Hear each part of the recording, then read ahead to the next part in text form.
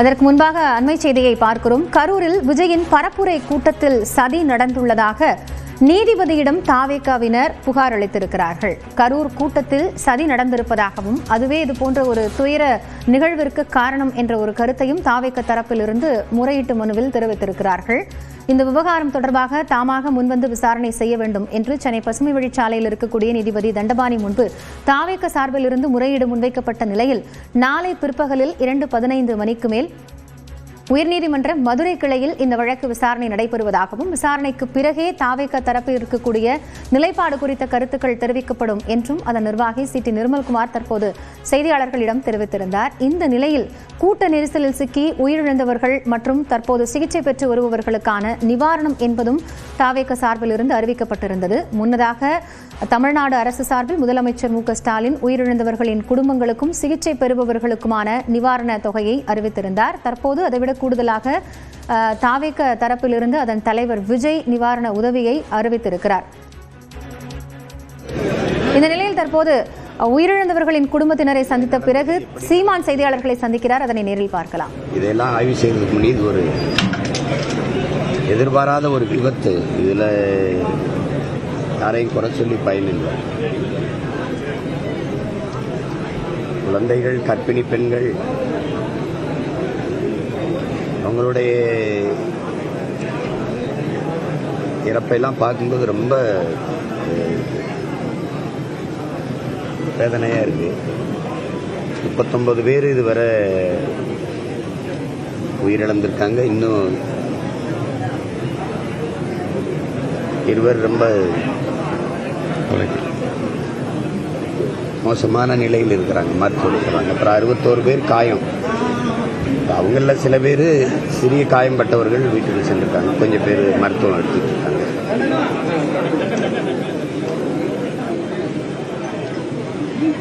நடந்துச்சு. இனி இதெல்லாம் நம்ம எல்லாருக்கும் ஒரு படிப்பினை. இது போன்ற பெரும் துயரங்கள் நிகழாம நம்ம கவனமா இருக்கணும். என்ன சொல்லி இழந்தவர்களின் குடும்பத்துக்கு ஆறுதல் சொல்வதுன்னு தெரியல. மொத்தமாவே இந்த நிகழ்ச்சி இந்த வேதனையான துயர நிகழ்வு எல்லாரையுமே அப்படியே அதிர்ச்சியில உரைய வச்சிருச்சு. உலகெங்கும் இருக்கிற மக்களை, இதை பார்த்த மக்களை எல்லாரையுமே, யாருக்குமே என்ன சொல்றதுன்னு தெரியல.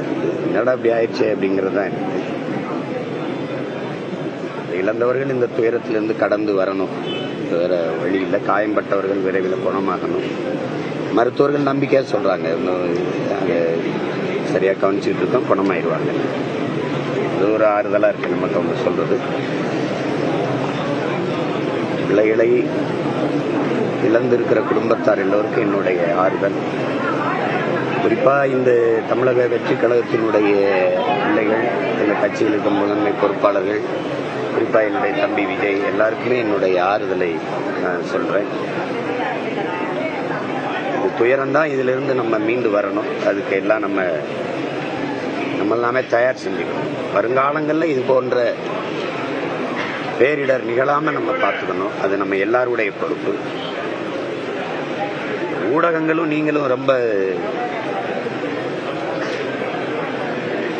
அதுதான் செய்தி, அதுவே தான் செய்தின்னு நீங்க 24 மணி நேரமும் போடுறது என்ன ஆயிருதுன்னா, ஜல்லிக்கட்டு போராட்டத்தப்ப அதையே காட்டும்போது அங்க போறது ஒரு பெருமைக்குரியதாயிடும், ஒரு பர்சனாலிட்டியா ஆக்கிட்டீங்க. அதனால அங்க கணக்கில்லாத கூட்டம். அது மாதிரி தொடர்ந்து காட்டிக்கிட்டே இருக்கும்போது அங்க போகணும் அப்படின்னு ஒரு ஆர்வம் ஒரு பெரிய, அதுவும் ஒரு செய்தி.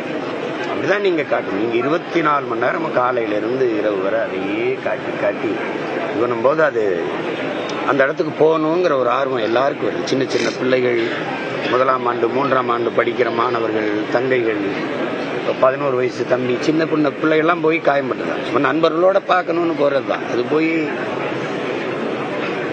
கூட்டத்தில் சிக்கி விழுந்தவங்க நெஞ்சில மிதிச்சுட்டாங்க, எந்திரிக்க முடியல, என்னால தூக்கி விடக்கூடாது இல்லை அப்படி அவங்க சொல்லும் போது நமக்கு ரொம்ப கஷ்டமா இருக்கு. எல்லாருமே சேர்ந்து இந்த தவறை செஞ்சிட்டோம். இனி வருங்காலங்களில் மிக கவனமா எல்லாருக்கும் அந்த பொறுப்பு இருக்கு. இப்ப அந்த இழப்பை இனி ஈடு செய்ய முடியாது. பணம் கொடுக்கலாம், நிதி கொடுக்கலாம், அது உயிரை திருப்பி பெற்றுத்தராது.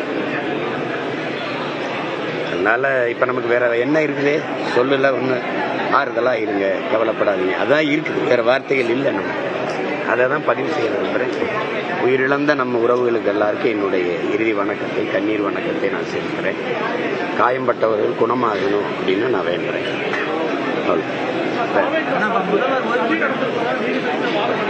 யாரு?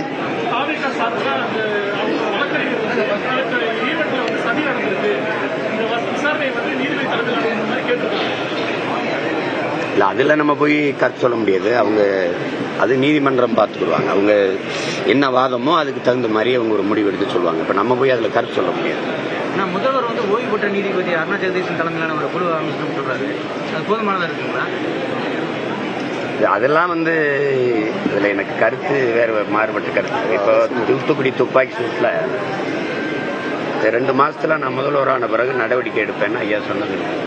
எதிர்கட்சியார் ஆளுங்கட்சி ஆனவனு இதே அம்மா தான், அருணா ஜெகதீசன். 3 மணி நேரம் நேர் நின்று சாட்சியம் சொன்னவங்கிற முறையில் நான் தான் இருக்கிறேன். ஒரு கட்சியை வழி நடத்துறவங்க, தலைமையேற்று வழி நடத்துறவங்கிற முறையில் நான் மட்டும்தான் 3 மணி நேரம் சாட்சியம் சொல்லியிருக்கேன். ஆனா அவங்க அறிக்கையை தாக்கல் பண்ணி எவ்வளவு நாள் ஆயிடுச்சு? என்ன நடவடிக்கை எடுக்கப்பட்டிருக்கு? இந்த துப்பாக்கி சூட்டில் சம்பந்தப்பட்ட அதிகாரிகள் எல்லாம் பணி இடமாற்றமும் பணி உயர்வும் பெற்றிருக்கிறாங்க. அதேதான் நடக்கும். ஒரு 6 மாசம் அம்மா விசாரிச்சு ஒரு தாக்கல் செய்வாங்க, காயத்தை மறந்துடுவீங்க, வேற பக்கம் போயிடுவீங்க. இல்லை 2-3 மாசத்துல தேர்தல் தீவிரம் அடைஞ்சிருச்சுன்னா இதை யார் பேசுவா? இன்னைக்கு செய்தி நாளைக்கு செய்தி, எல்லாரும் குணமாயி போயிட்டாங்கன்னா அடக்கம், இறந்தவர்கள் அடக்கம் பண்ணிட்டா அது அதோட முடிஞ்சு, செய்தியும் அதோட அடக்கமாயிடும். அப்புறம் இது என்ன இருக்குது? நடவடிக்கை என்ன இருக்குது? இது ஒரு எத்தனை ஒரு நீதிபதி விசாரணை நம்ம எத்தனை பார்த்துருக்கோம். இது என்ன புதுசா? இது ஒன்றும் இல்லை. இதுல விசாரிக்க என்ன இருக்கு? தெரிஞ்சிருச்சு, வெளிப்படையா நெரிசல்ல சிக்கிட்டாங்க, நம்ம பிள்ளைகள் இறந்துட்டாங்க, அவ்வளவுதான். இதுல என்ன விசாரிச்சாங்க? தங்கச்சி ஸ்ரீமதி மரணத்துக்கு விசாரிக்கிறாங்க, இன்னும் தான் விசாரிக்கிறாங்க. அமெரிக்கா, ஆஸ்திரேலியா, ஆப்பிரிக்கா எல்லா நாடுகளுமா விசாரிக்கிறாங்க. ஒரு கிராமம், அந்த கிராமத்துல என்ன நடந்திருக்குன்னு விசாரிச்சு சொல்றதுக்கு அறிக்கை தாக்கல் பண்றது இவ்வளவா? அது ஒரு சடங்கு, அந்த சடங்கை அரசு செய்து நம்ம அதை ஏற்க முடியும். அது வேற வழி இருக்கு. பாதுகாப்பு ஏற்பாடுகள் குறைவு காரணமாக இது நடந்திருக்கு. எதிர்கட்சி தலைவர் சொல்லியிருக்காரு, எடப்பாடி அதெல்லாம் நான் சொல்றேன். நீங்க அப்படிலாம் ஏற்க முடியாது. இப்ப மற்ற இடங்கள்லாம் பாதுகாப்பு அவருக்கு பண்றாங்க. இன்னைக்கு வந்து அதுல ஒரு தம்பி, நான் கூட ரொம்ப அவரை கட்டி பிடிச்சு வாழ்த்துனேன். பல பேரை வந்து தூக்கி கொண்டு போய் இந்த அவசர ஊர்தியில சேர்த்து இது பண்ண ஒரு காவல்துறை இளங்காவலர். அவர் என்ன சொல்லலாம்? அதெல்லாம் அப்படிலாம் சொல்ல முடியாது. இத்தனை ஊர்கள்ல அவர் மிகப்பெரிய கூட்டத்தை கூட்டும் போதெல்லாம் பாதுகாத்த மாதிரி வடக்குன்னு அப்படி சொல்லிடக்கூடாது.